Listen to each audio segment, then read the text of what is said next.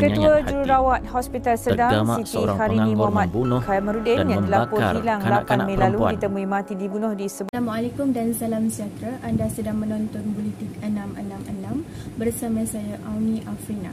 Seorang kanak-kanak lelaki ditemui mati akibat mengejek suspek sebagai seorang OKU di Kampung Selagon, Sabah. Mayat dipukul dan dibuang ke dalam sungai. Untuk mengetahui lebih lanjut tentang kes, kita ke wartawan lokasi. Muhammad Syarika dilaporkan hilang pada 21 November yang lalu ketika sedang bermain bersama kedua-dua orang abangnya di kawasan sebuah kebun getah yang berdekatan dengan rumah suspek. Mangsa dikatakan keluar daripada rumah kira-kira pada jam 6.30 pagi tanpa pengetahuan ibunya. Abang mangsa kemudiannya melaporkan kepada ibu mangsa tentang kehilangan tersebut. Misi kehilangan mangsa akhirnya terjawab setelah mangsa ditemui mati pada jam 2.15 petang di sebuah sungai setelah suspek membawa pihak polis ke tempat kejadian. Suspek yang berusia 30 tahun sering diejek Muhammad Syarika sejak berpindah ke kampung tersebut dan berjiran dengan keluarga mangsa.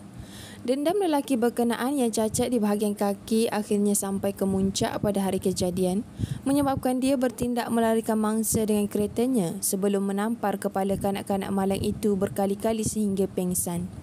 Panik apabila melihat kanak-kanak itu pengsan serta mulutnya berbuih, dia mencampakkan mangsa di tepi sebatang sungai di kampung Jempangah berdekatan dengan Sekolah Menengah Kebangsaan ST John hampir 10 km dari kawasan kejadian.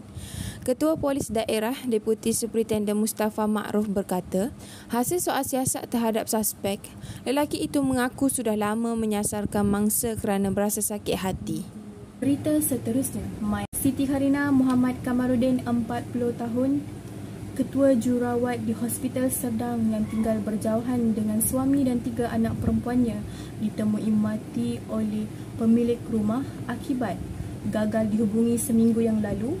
Mangsa ditemui dalam keadaan leher dikelar serta dada oleh suspek. Siti Harina dilaporkan tidak pulang ke rumah dan tidak melaporkan diri ke tempat kerja oleh rakan serumahnya sejak 8 Mei 2019 Rabu. Kali terakhir Siti Harina dilihat berada di kawasan parkir Hospital Sedang pada jam 4 petang dan masih berpakaian kerja.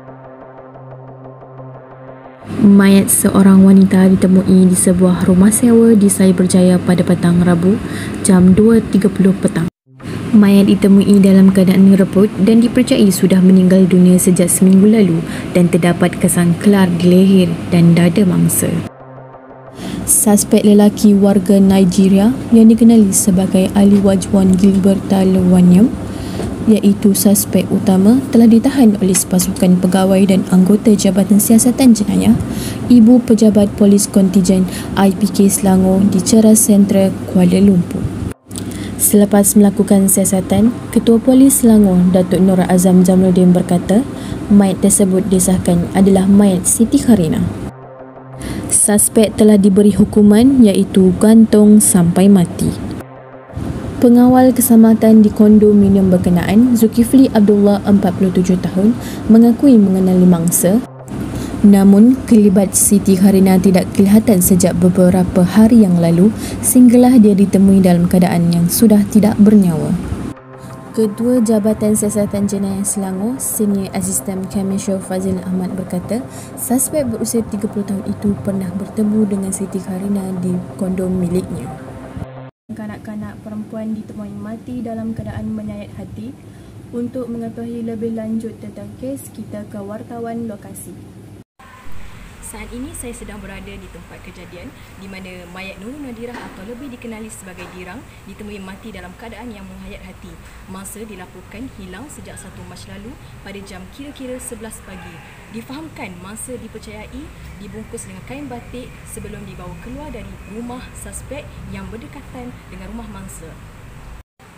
Berdasarkan pemeriksaan dijalankan di tempat kejadian, pihak polis telah menemui serpihan tulang dan berjaya mendapatkan sampel DNA yang kemudian dihantar ke makmal dan sepadan dengan DNA ibunya. Sekian laporan berita pada